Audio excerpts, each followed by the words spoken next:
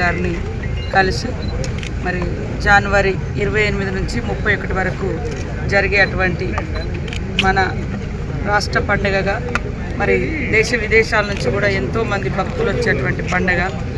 మరి కొంగు బంగారంలా కోరిన కోరికలు తీరుస్తున్నటువంటి సమ్మక్క సారలమ్మ మహాజాతర జరుగుతున్న సందర్భంగా మరి మాజీ ముఖ్యమంత్రి గారు గౌరవ శ్రీ కేసీఆర్ గారిని నేను, మా అక్క సురేఖ అక్క గారు, అదేవిధంగా ఇక్కడ ఆకాంక్ష గారు, మన జిల్లా అధ్యక్షురాలు, మా ములుగు జిల్లా అధ్యక్షుడు డిసిసి మా పైడాకల అశోక్ గారు, మేమందరం కలిసి రావడం జరిగింది.